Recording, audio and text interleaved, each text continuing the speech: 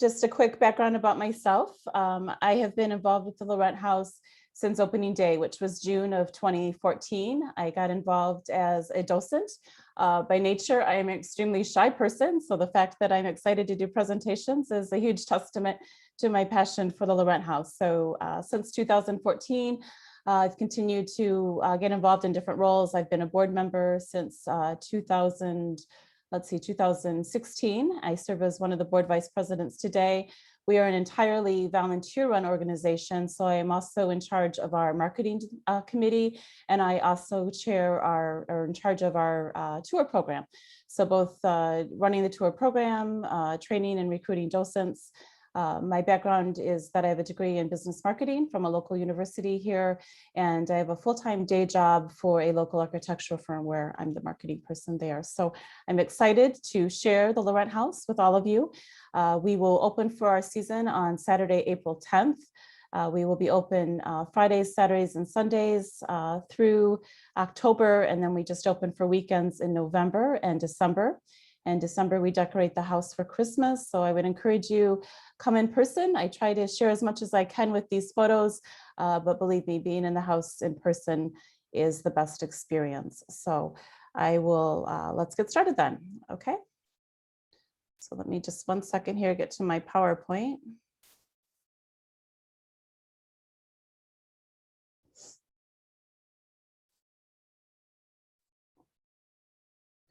Okay.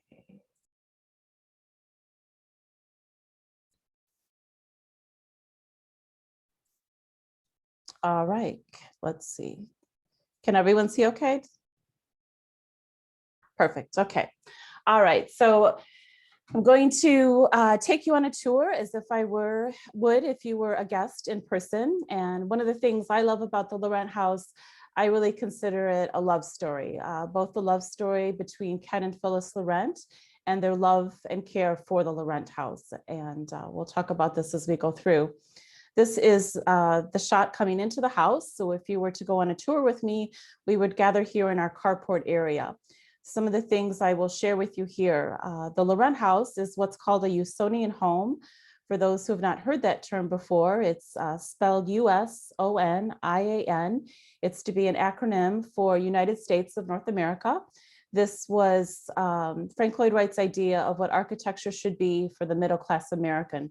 His first Usonian home was designed approximately 1938, and he continued designing these until his death in 1959. The Laurent House was designed in 1949, constructed between 1950 and 52. The Laurents moved in spring of 1952, and they would live here for the rest of their life. This became a museum in June of 2014, and I'll share that more as we go on the tour. Some of the things that happen in a Usonian home to help save on costs and make it affordable for the middle-class American is that the use of as many locally sourced materials as possible. The brick that you see on the house here is what's called Chicago common brick. It's a relatively inexpensive material. The original plans, Frank Lloyd Wright called for limestone on the home, but it was just too expensive for the Laurents, and so it was replaced with the Chicago common brick.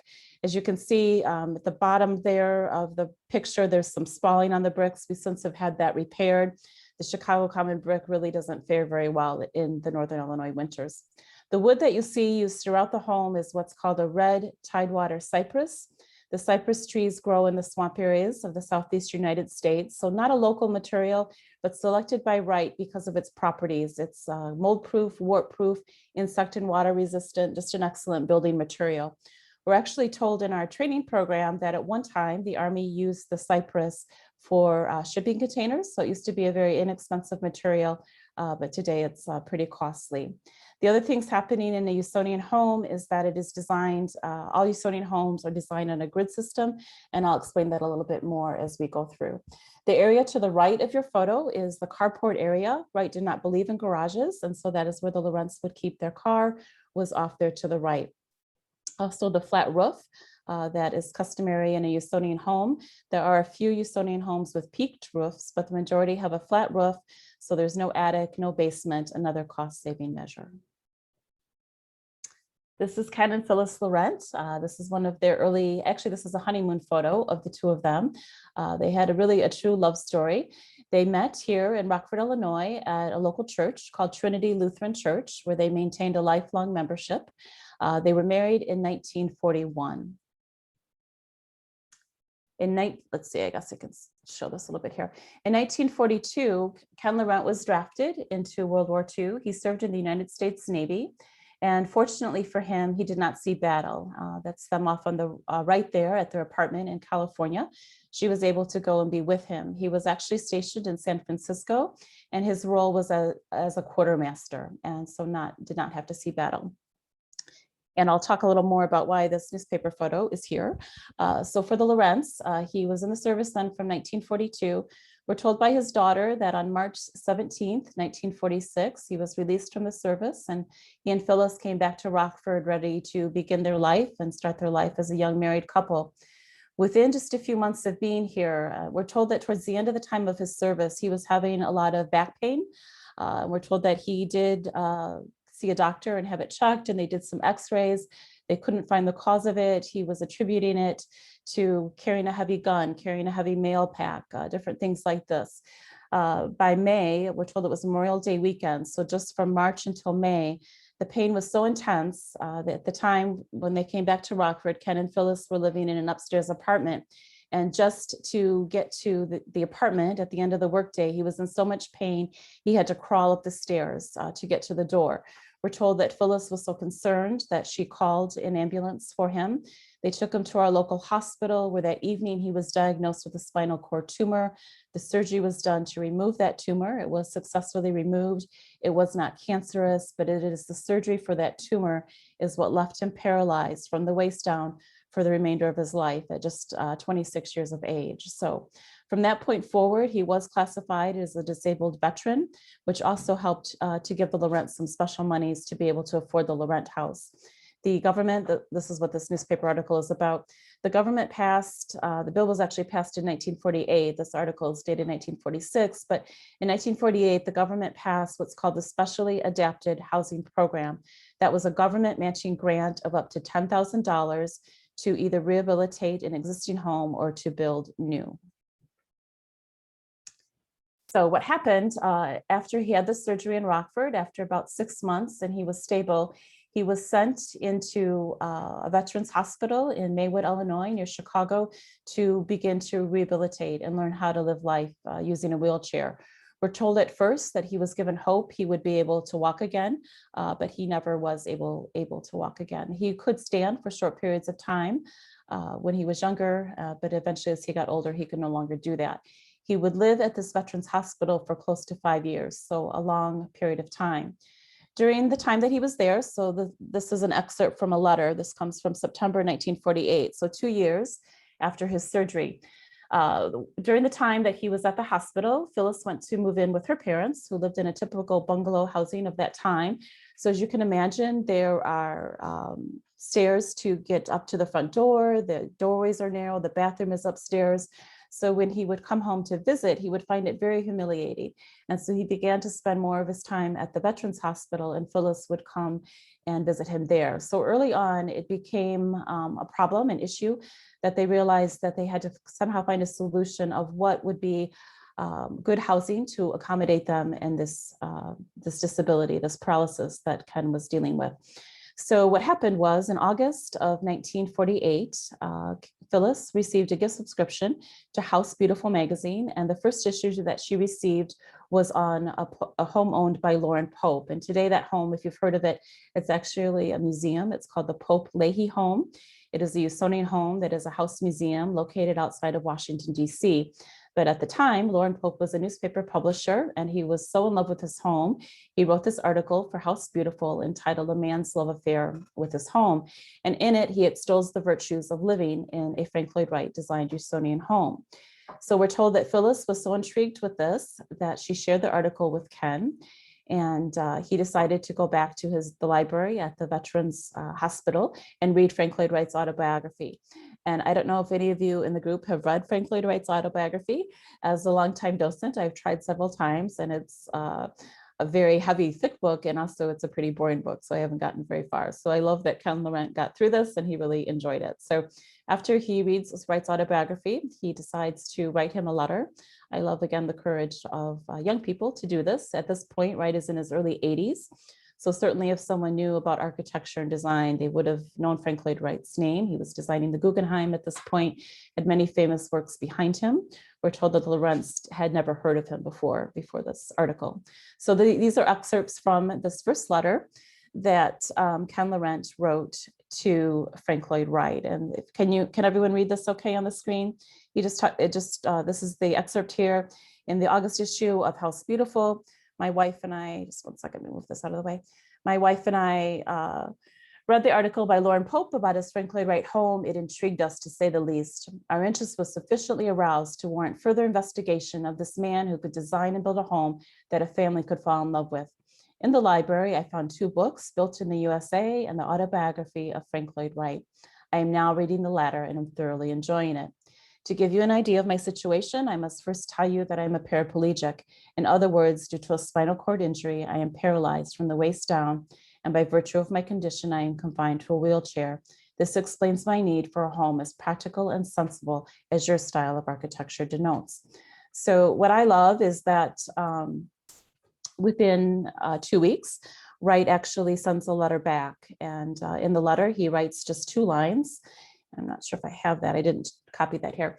In this original letter, the letter goes on and Ken Laurent describes some of his needs. He specifically had requests for the dimensions of the doorways, that they would be wider to accommodate the wheelchair, to accommodate the radius of the wheelchair. He never wanted to have to back out of any space, to be able to completely turn around. He talks about needing a larger bathroom. So he did give Wright a lot of instruction. He also tells Wright in the letter that his budget is $20,000. $10,000 of that would come from that government matching grant. So within 2 weeks, Wright writes back, and his exact lines in the letter are, yes, we are interested, but don't guarantee costs. Who knows what they are today, which of course is probably typical of Frank Lloyd Wright. So the final cost for this house came in at approximately $33,000, so quite a bit above the budget of $20,000. That includes the Frank Lloyd Wright original design furnishings. The house still has all of those furnishings with the exception of 2 pieces. Our house has been noted as being one of the best preserved examples of Wright's architecture and interior design, which we're thrilled with that. So this here is a copy of the actual floor plan of the house. And if you can see the red grid behind it, this is a little bit what I was talking about. All these Usonian homes are built on a grid system. There's several in the Midwest that are house museums. I would encourage you to visit them. One in St. Louis that's called the Krause House, which I guess you've seen on your program, and Samara. Those are 2 of my favorites, Samara in West Lafayette, Indiana. So the Laurent house is built on a square grid, as you can see here. Our grids are 3 feet to accommodate the radius of the wheelchair. You can see the elliptical shape. So in Wright's portfolio of Usonian homes, there's differing numbers of how many Usonians he designed. If you look on Wikipedia, I believe it says about 55. Wright scholars have the source closer to 100, which is probably more accurate. But in that portfolio, only 11 are hemicycle Usonian homes. The Laurent house is a hemicycle Usonian. What that means is the use of these intersecting arcs that you see here, giving it this football shape if you're looking down on it. So the part at the bottom of the screen would be the back of the house, and up at the top would be the street side part of the house. I don't know if you can see the labels on the room, but Wright always calls the living space a cove, and a kitchen in a Usonian home is always called a workspace. In our home off to the left are the bedrooms. The bathroom is in the middle. It's a little hard to see, but the bedroom in here is called an exercise room, which I'll explain shortly. And then off to the right is the carport area. This is how the house looked originally. The photograph comes from House Beautiful magazine in 1955. I'm told the car is a Hudson, if there's any listening who are car fans. So this is how the house first looked when the Laurents were presented it. This lot originally was a very rural area. Today, it's a relatively busy street, not a major highway, but definitely a heavily traveled road in our community. But at the time, this was rural. This is how the house looks today. So from that photograph I just showed you, I'll go back again. You see off to the left where the carport is. that later became an addition. So because of Mr. Laurent's disability, they adopted their 2 children, first a son and then a daughter. With the adoption of their daughter, they just needed more space. And so Wright was contacted to design an addition for them. That addition filled in that carport to the left and moved the existing carport off to the right. So the original house was 1,400 square feet. And with the addition, that includes 1 bedroom, 1 bath, a long hallway. The addition now, the total square footage of the house is 2,600 square feet. The addition was designed by Wright. He presented the Laurents with different options, but he passed away before they could decide on which option they wanted. And so the Laurents finished up the design of the project with John Howe, who was a close associate of Frank Lloyd Wright at Taliesin. Up at the right of the frame, that is an early photo of the young Laurent family with their daughter, with their son, Mark. And here is some of the photos that you're going to see here. It's going to be a combination of historical photos from our archives, and the majority of the professional photos are taken by a wonderful Frank Lloyd Wright photographer. I would encourage you to look at his website. Young guy in his early 40s. His name is Andrew Peelage. He is actually a Wright photographer, a staff photographer for Taliesin West in Arizona. And he has made it his mission to photograph all of Wright's work. And so we had the privilege of having him come out to our house 2 summers ago, and he took these beautiful photos. So the majority of the photos you see are credited to him. This is a view then from this other side of the house.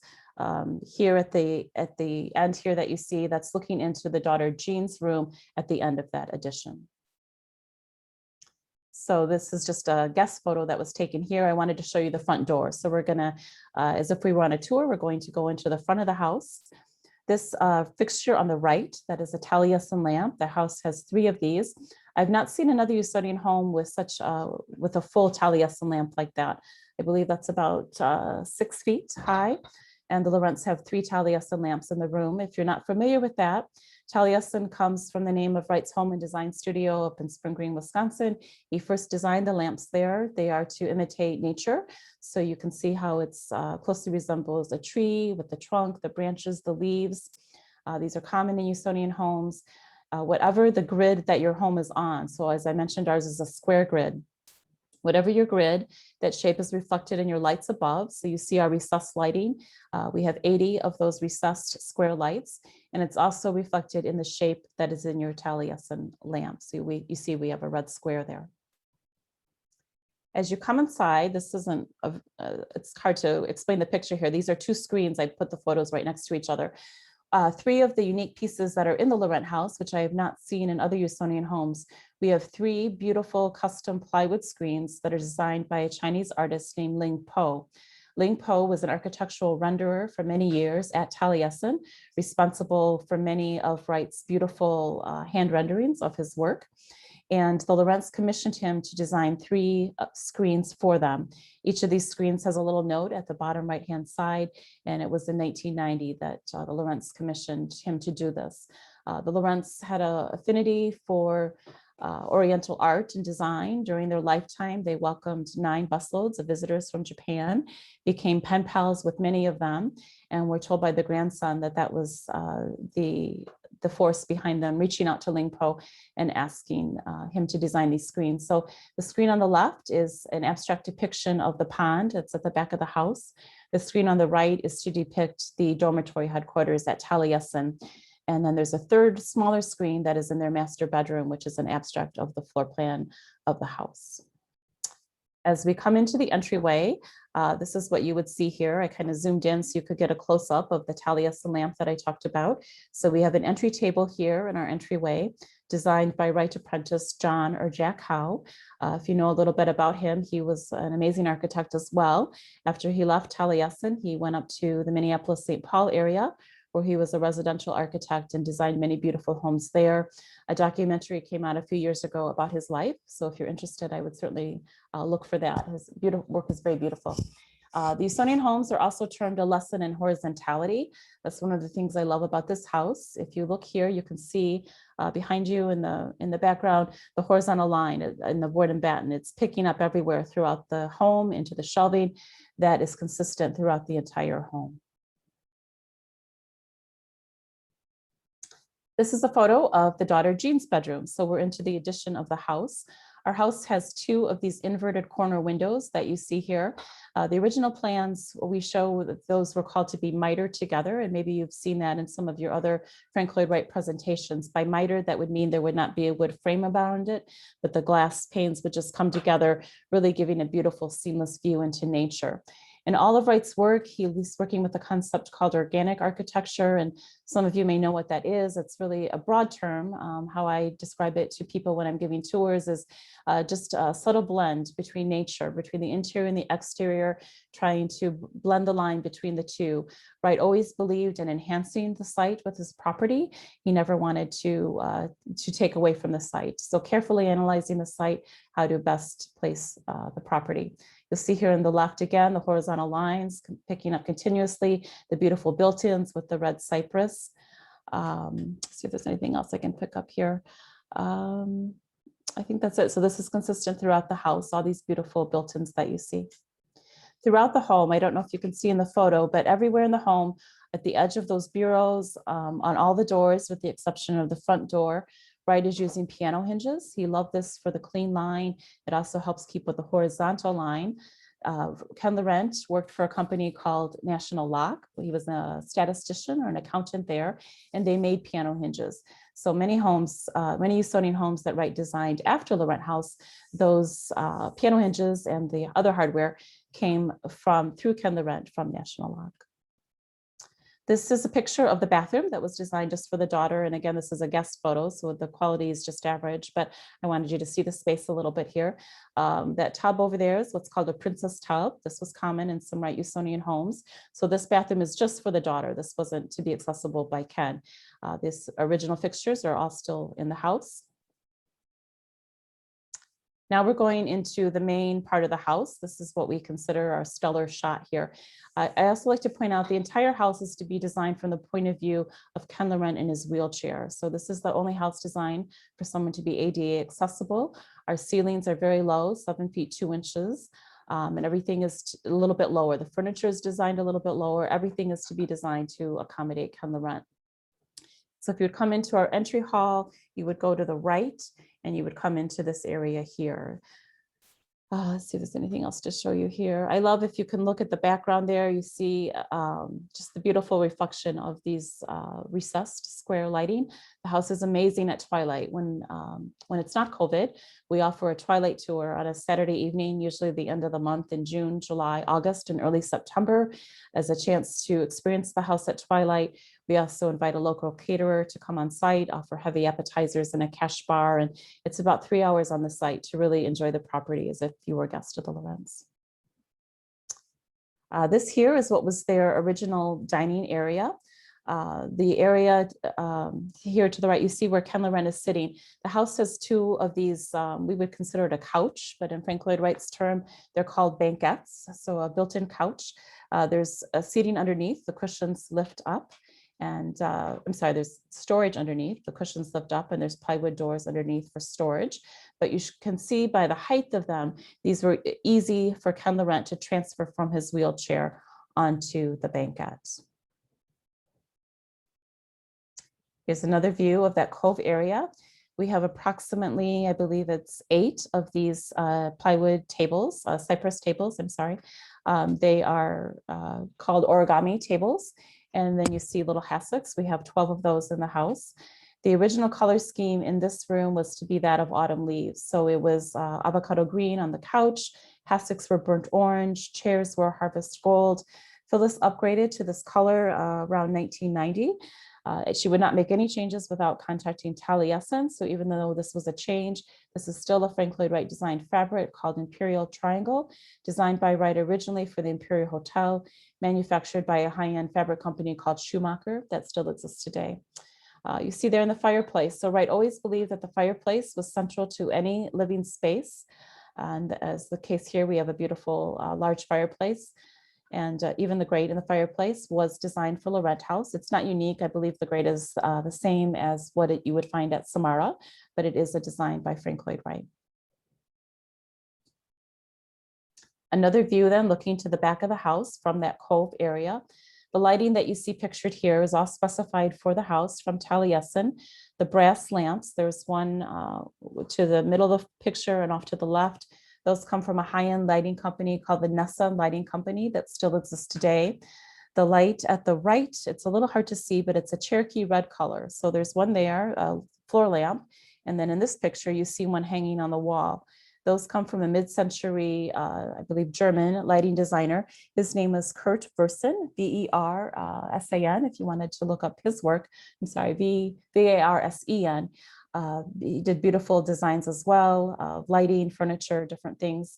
And we're told that if it's a Cherokee red, it was specified specifically for a Frank Lloyd Wright designed Usonian home, with the Cherokee red being Wright's signature color that you see on the floor there. Behind you, the window pane, we'll see a little bit more of that.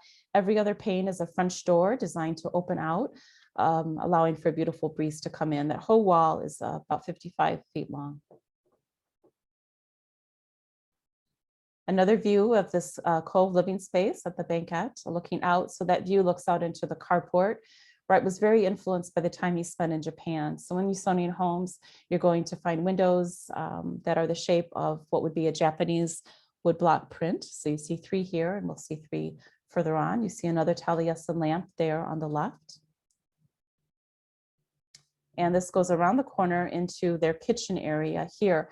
At the time that they added the addition for their daughter, they also expanded out this dining area. So originally, the brick wall that you see where the Talisman lamp is mounted, originally that brick wall went all the way into the kitchen, or the workspace as it's called. So that would have been a very small area, not big enough for a table. And when they contacted Wright for the addition, they asked for their dining room to be expanded, and then also had this table designed by John or Jack Howe. He designed that table, and the chairs were actually designed by Ogilvana Wright, Wright's third wife. They're duplicates of the chairs that you would see at the visitor center up at Taliesin and Spring Green. There you see another of our inverted corner windows, again, originally designed for the panes to be mitered together.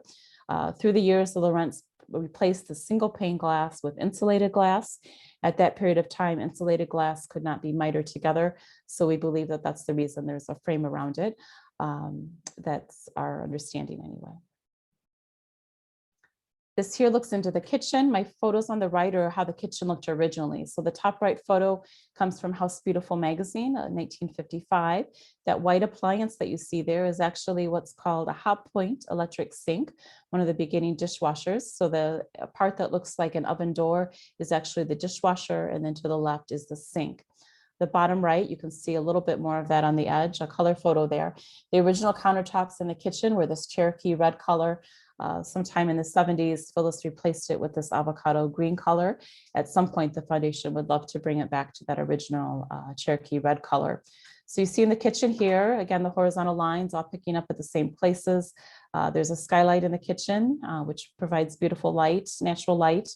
You can also see to the right of the stove, there's open or a pass-through area, which was not common in a Frank Lloyd Wright design, that would allow natural light in while Phyllis was working, because originally there would have been a brick wall that would come across here, so not a lot of light. That also helped to serve as a buffet area then for Phyllis when she would entertain. As you can imagine, they did a lot of entertaining, both with family and friends in this home. During the time that they lived here, of course, this was years before ADA.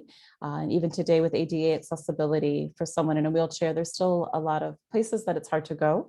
And so they entertained a lot in their home as opposed to going out places. This is a view of our garden room, another beautiful photo by Andrew Pilage.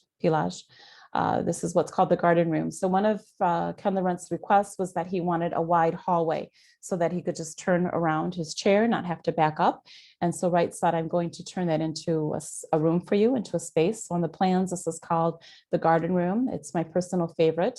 Again, there's storage underneath those cushions. And you can see at the back how the origami tables work, where they can pull up over the edge of the banquette, actually giving it a little bit more stability. That curve in the wall there is just a simple bookshelf with 3 recessed lights with a chain pull, and it gives beautiful reading light below. And when you pull the light on, you can see the accent lighting above, which comes across from the actual built-in light, really giving it a beautiful look. Also, it's not captured here, but on a sunny day, you get a ripple pattern from this pond that's on the left that continues to move across the ceiling throughout the day. So it's really an amazing, beautiful meditative space. At the end of the hallway, you can see just the edge of it. I think there's more in another photo. That is where the link post screen that represents the garden. That's where the Laurents have placed that. There's a little close-up of this same area. Then you see the screen a little bit better, looking out onto their terrace. There's a small Japanese garden out there. The tree that you see on the right is what's is the Trompenberg Japanese maple is what that is. And then this is a guest photo here. We're going to go into their son's bedroom. Their son's name was Mark. He actually preceded them in death. He just lived to be 56. He was a beloved counselor at a treatment center here in our town. And this was his room. And on the plans, this room is called an exercise room. And the reason for that is because the government approved the funding for part of this home, that meant that they had to approve the plans. When Wright first presented the plans to the government agency, they were rejected because there was not any space shown for Ken to rehabilitate. So when the plans came back to Wright, he simply erased the word bedroom and wrote exercise room and drew in some parallel bars, and the government approved the plans just fine. So it's hard to see in this photo, but on the front of our house, which is the left side, that's where the front of the house begins to curve, is right here in Mark's bedroom. Between Mark's bedroom and the master bedroom is Jack and Jill shared bathroom, and that's what you see here. Again, the beautiful cypress, the area on the right, the toilet, the counter sink area, that was upgraded about 1991. I've not seen photos of how that looked originally, but I do know it was always very easily accessible for Ken. To the right, you see a full-length mirror that is actually a full-length medicine cabinet. So it was very easily designed for Ken Laurent to be able to roll up to it, open it, and get out the things he might need. Shortly after the foundation purchased the house, we invited a representative from ADA, Americans with Disabilities Act, to come and see the house and to see how we would do by today's ADA standards. And we actually scored pretty well. I believe our score was right around 90%. We failed in the bathroom, and that's because you don't see any grab bars here, and Ken Laurent just did not need them. He was always able to maintain a very strong upper body strength, and he would always use a transfer board. So I think I don't have a photo of it. Where you see this tub here, on the other side of that wall is a shower stall, and that is what Ken Laurent would use. The shower stall is lined with a building glass product called Vitrolite, and it's original product. And so Ken Laurent would use his transfer board and move from this wheelchair. There's a shower chair inside of the shower stall, and that's how he would maneuver himself through the space here. It actually, we're told it would take him anywhere from 2 to 3 hours to get ready every day. To the left side of the sink, there's actually a telephone jack. And so when he lived there, he had a telephone and a television in this room. And jokingly, he would call the space Command Central. We're going to exit into the master bedroom then. So that door that you see at the back of the photo, that goes into the bathroom that I just showed you. Behind that door is the washer and dryer. So as you come into this space here, this is the Laurent's master bedroom. Off on the left shelf there, again, the outside wall is finishing its curve. That's the wedding photo of Ken and Phyllis Laurent. The wheelchair you see there is actually the last wheelchair that Ken Laurent used. We put in the typewriter the letter that I read to you, excerpts from. We put that in there for guests. I love how the cypress is finished off even into the back of the closet. You see a lower rack for Ken's clothes. There's a higher rack for Phyllis's. He was quite a sharp dresser. Also, you see how this beautiful desk here, that he asked for a desk. He brought a lot of work home with him. The desk is cantilevered, so it projects out far into the room with support only coming at the back of it. A large doorway, I'm sorry, for the wheelchair, to accommodate the wheelchair. And then the beds are off on the right. I don't know if I have a photo of that. The beds are off on the right. They're twin beds. Because of his disability, he had a lot of leg spasms at night. And so they had twin beds that are facing sideways. Instead of being next to each other, they're head to foot is how they're positioned. This is also the master bedroom, then looking out the end of the room. Again, you've got the 3 windows that represent the Japanese woodblock prints. The color on the fabric of that chair is original fabric, so original color that you would have also have seen in the living space. Again, another view of Ken Laurent's desk. Right to the right of that chair is the fireplace bedroom. Or I'm sorry, yeah, the fireplace in the bedroom. This is a guest photo, but I wanted to depict here all of these beautiful built-ins. And to my knowledge, I've not seen this in other Usonian homes. This is a feature that is very special to accommodate Ken Laurent. So all of these bureaus that we have, the piano hinges go across the bottom of them. This is consistent throughout the home. And these are designed to have doors that fold down, making it easier for Ken Laurent to be able to access the things that he needs. Also, a characteristic of Usonian homes is that everything is built in. So the bureaus are built in. There's other pieces of furniture, storage, it's all built in, off the ground. This also makes it easier. You can see how the wheelchair, the pedals don't hit anything. They can get up close to be able to access the things he might need. We're told this is Ken Laurent's favorite view. So this is actually exiting the master bedroom, looking down the opposite way of the garden room. One of the things that Ken Laurent, our board president, was personal friends with Ken Laurent, and I'll share that story more at the end. But one of the things that Ken Laurent asked to be told on all the tours is that this house has helped him to focus on his capabilities, not his disability. And that is the true gift that Wright gave to me, is how it was quoted. And this is just a beautiful view. We're told that he would sit here for a while every morning, just taking in the house and being really grateful for the beautiful home, for the design. He felt that it really helped to give him a long life. He lived to be 92 years of age. Phyllis lived to be 94. So enjoyed over 60 years in this home. Off to the right is a door that takes you out to our terrace.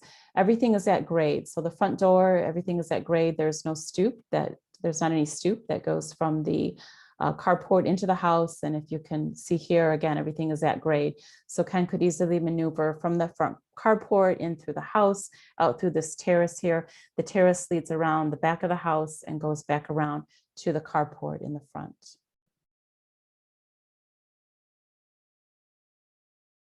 Here's a back view of our terrace at twilight. You can see a little bit what I'm talking about, how the house looks so beautiful in the evening. It becomes just a beautiful lit box. That's a picture of Ken Laurent. Early on, when he moved into the house, the backyard, there was a lot of pasture area. Today, there's a lot of trees and a wooded area. The entire lot is 1.3 acres. But this is him and his son, Mark, shortly after they moved into the house. That black and white photo, there's actually a silo way back out in the distance there. And this is another beautiful photo by Andrew Pelage of the house looking into the back here. You can see our pond there. Normally in the summer, we have a bubbler. It's just a beautiful place to go and sit. And you see the same recessed square lighting at the back of the overhangs and at the front of the house as well. Another photo by Andrew looking across the entire back of the house over our terrace wall. The little miniature Japanese garden there.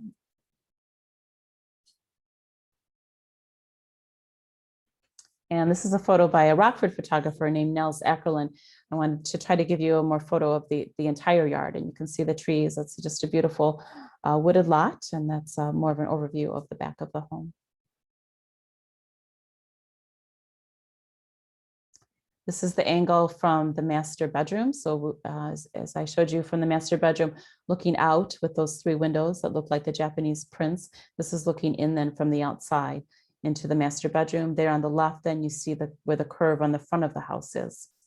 The area at the bottom left of the photo, that would be the dining area that we saw. This I usually include. I was giving some tours during virtual tours like this during COVID. So I wanted to show some look at behind the scenes of our docent group. We have a core group of 10 of us that give tours, 5 are in our training program. Wonderful group of people. And this is us as we were rehearsing and practicing, trying to learn how to give tours safely during COVID. We did had abbreviated tours last year. We didn't start our season until very last weekend of June, and we ran through mid-November until the governor shut Illinois down again, but with very small groups. Normally we do 12 to 14 people. We only did 4 to 6 people, of course, wearing the masks and social distancing. And that's what our plans are right now for the beginning when we reopen, which will be April 10th. Up at the top right of the photo, those are a few of our board members.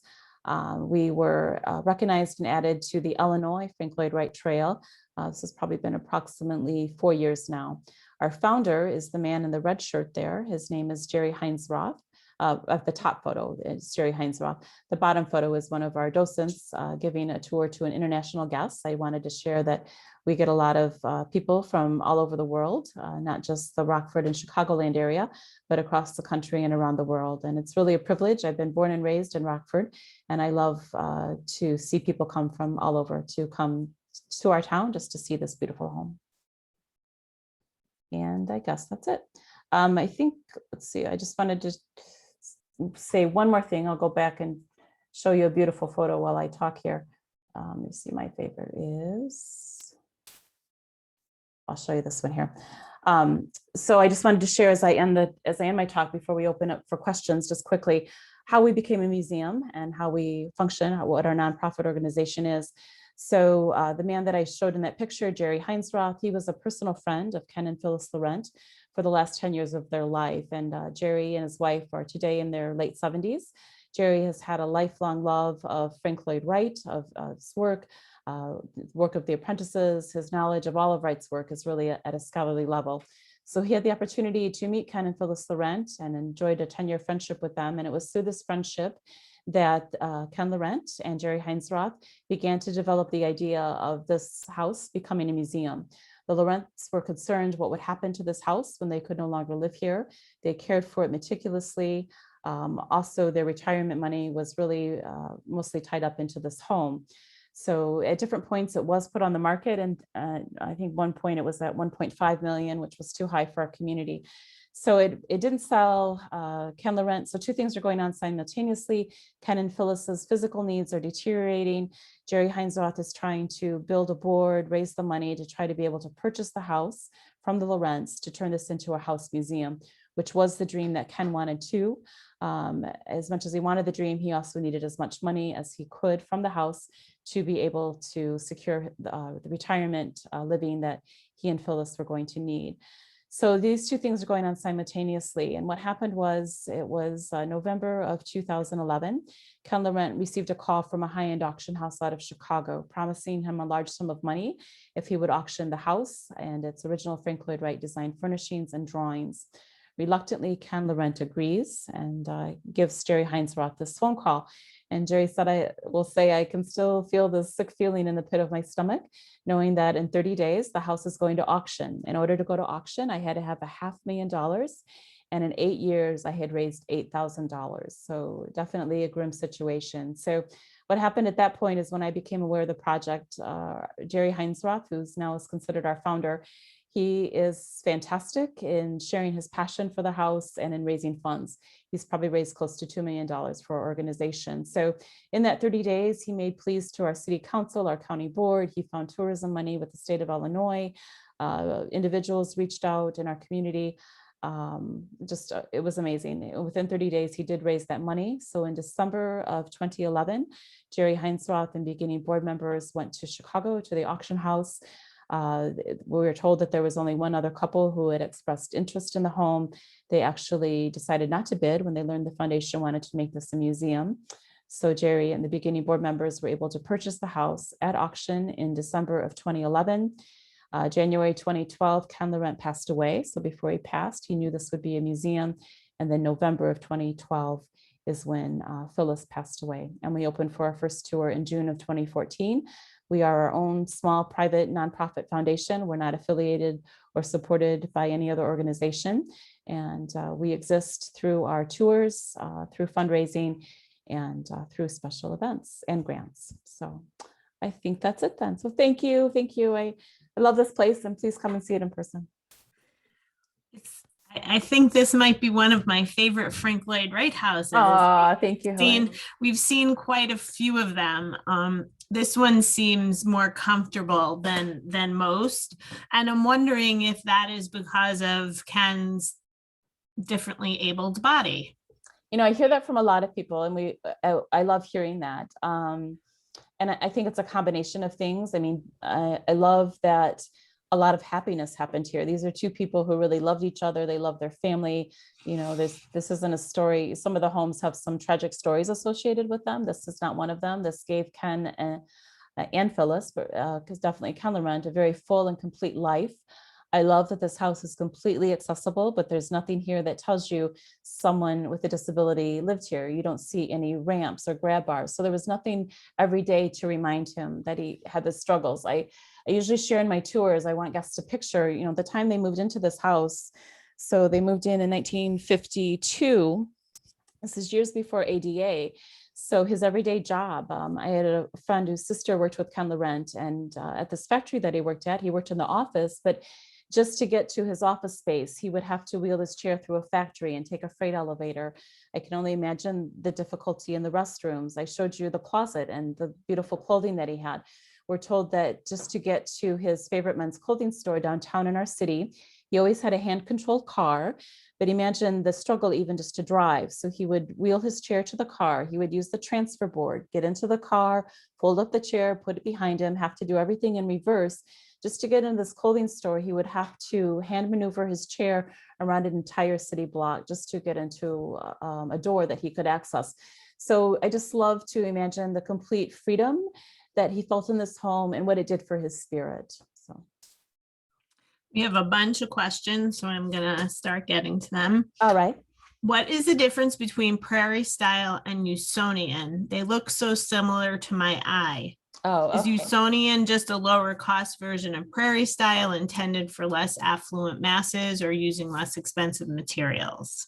So Mr. Heller. Okay, so Prairie style is what Wright is doing earlier in his career. To me, the Prairie style is more ornate. I would consider the Usonian home more modern. It's probably considered more mid-century modern design. Prairie style has a lot more details. Most of the Prairie style have stained glass windows, a lot of detail. Many of the Prairie style homes were designed and built for extremely wealthy clients. And that's not the case with the Usonian homes. They were really designed for the middle-class American. The first Usonian was built in Madison, Wisconsin, called the Jacobs One Home. It's privately owned today. I can't remember the story now, but I think originally it was supposed to be built for a cost of, I don't know, maybe $4,000 or $8,000. I don't think it was ever built for that. But the original thought behind Usonians was that inexpensive design for the middle-class American. Did Wright design any other handicap accessible homes? That's from Helen Schlossberg. He did not. This is the only one.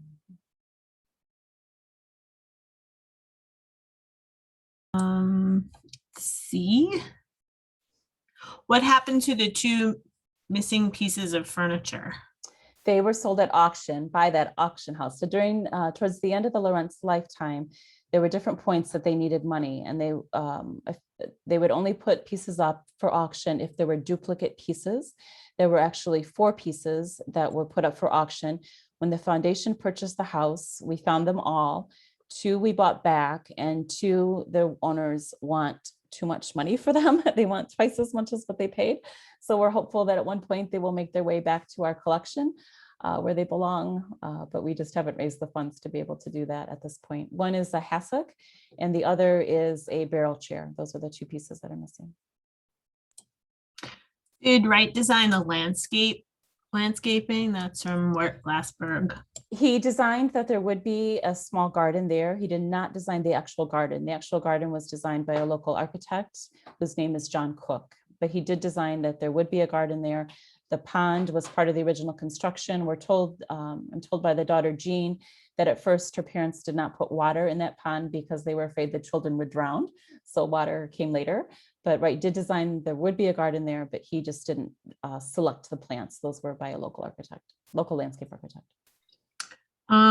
Pam asked if the daughter was not interested in living there. I think you said the son passed away. But he did. The son passed away and the daughter was not interested. It's hard to even explain, but it's so expensive to keep up a Frank Lloyd Wright home, especially to keep it up historically. The garden wall that you see there on the left, that had to be replaced 2 summers ago. Just that project was $100,000 just to replace the wall.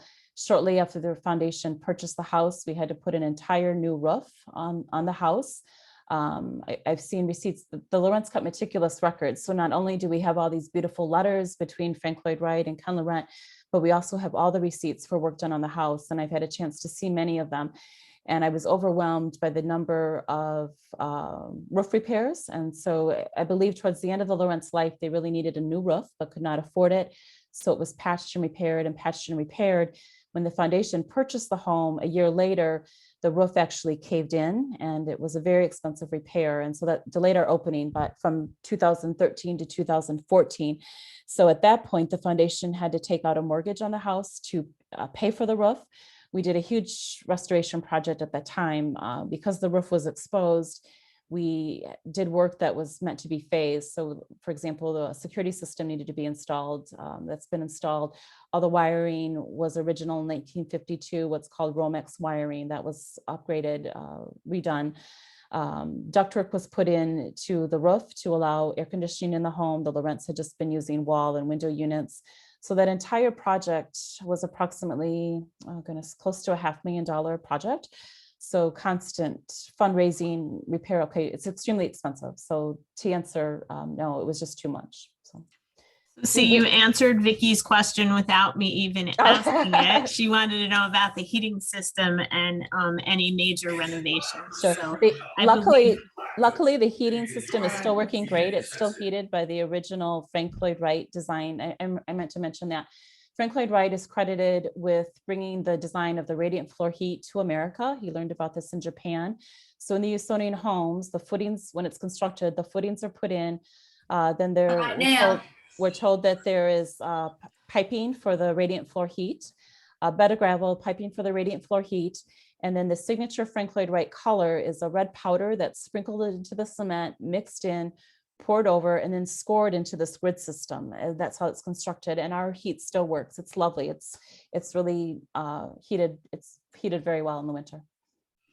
Susan wanted to know how many houses you've been to. Right.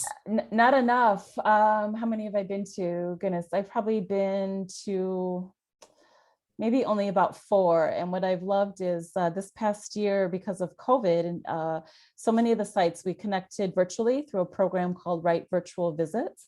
And so I've made all these new friends at other Wright sites. And so now I have many wonderful invitations to go to homes all around. And so I look forward to doing that. Usonians are my favorite, though, I must say. They're my favorite. And in California, there's a series of what's called textile block houses. Those are really lovely. There's also a series of Usonians that are called Usonian Automatic, which is a Usonian home that's made with cement blocks. Most of the time, the owner has made his own blocks. So I'd encourage you to look at those. Google, anyone interested. There's a neighborhood in Michigan called the Acres, and some of those homes are being renovated and available for overnight stays through Airbnb. One of our docents, her family home was up there called the Pratt House, and these are beautiful homes, and you get a chance to actually stay overnight there. Mr. Heller again wanted to know if you thought that Frank Lloyd Wright was attracted to this project specifically because of the owner's differently abled lifestyle. Good question. We do wonder about that. I don't know. I've not known of Wright to turn down a commission, so I think he definitely wanted the work. I do know that Ken Laurent and Frank Lloyd Wright had a very respectful client-architect relationship. We have several letters where Frank Lloyd Wright refers to Ken Laurent as one of the good ones. Another letter that at the end of the project, that at the time this was built, the Laurents, we're just beginning in he's just finishing his rehabilitation. He's just getting back to work. They were not a wealthy couple. They were young, money was tight. And there's a letter where Ken Laurent states, his exact words are, "Quite frankly, we're scraping the bottom of the barrel. Could we work out a payment plan with you?" And Wright happily complies with them. They had open invitations to go to Taliesin. They were welcomed always, invited to Frank Lloyd Wright's birthday party, invited by Ogilvana to Wright's memorial service.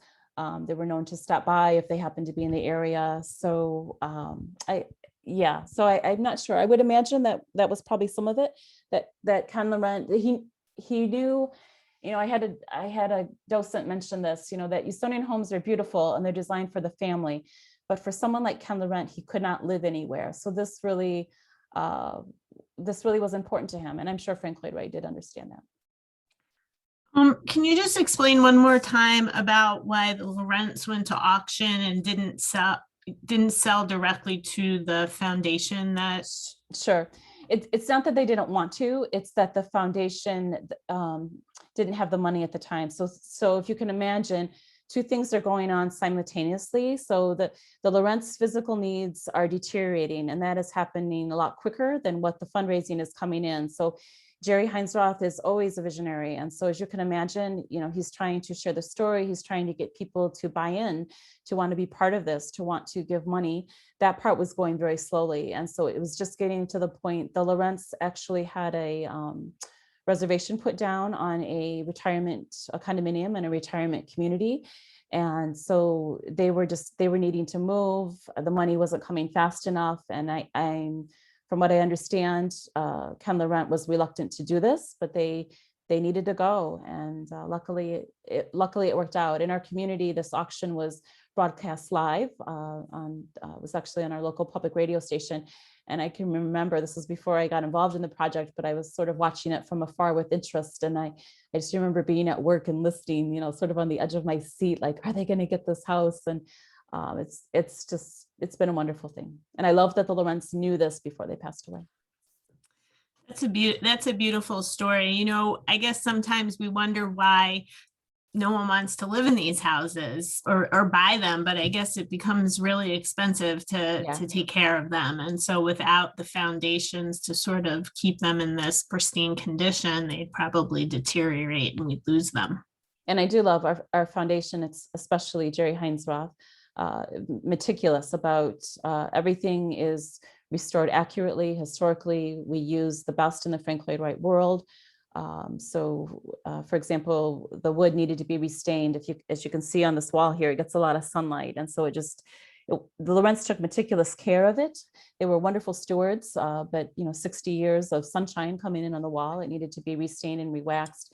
And we work closely with all the experts in the Frank Lloyd Wright world. I believe that's our last question. Oh, one more. Did they use Chicago brick again? So I guess at the beginning, I'm sorry if I missed it. You said something about Chicago brick. Yes. So the house is constructed with Chicago common brick.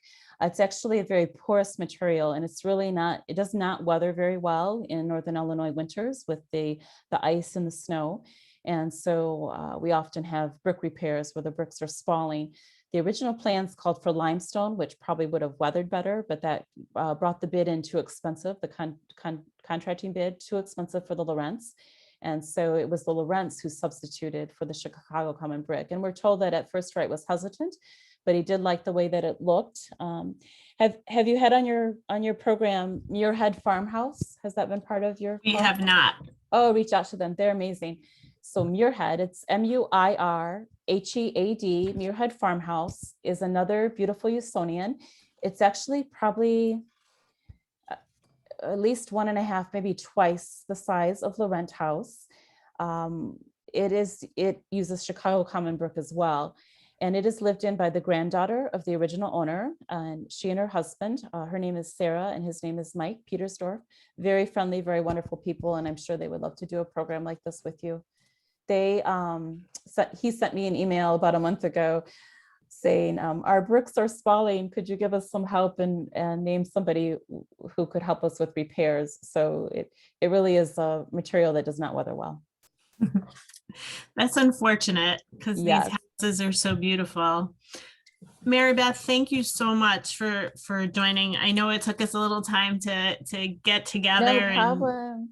and set this up, but we've done quite a few of these, and I do believe this might be one of my favorite houses. A few of my colleagues are on this call, and I was chatting back and forth with one of them, and we think we're going to have a staff field trip out to Rockford for a visit. I would love that. For anyone listening, I keep the phone for the Laurent house, so we're all volunteers, but I probably do the role of executive director in addition addition to my real paying job. So I keep the phone.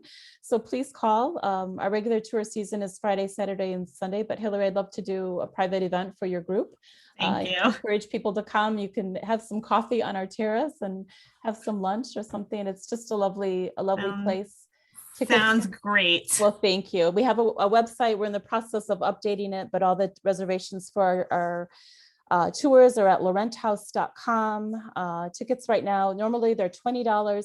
Just temporarily right now, they're $25 because we're running really small groups. And so we're just trying to compensate for that a little bit.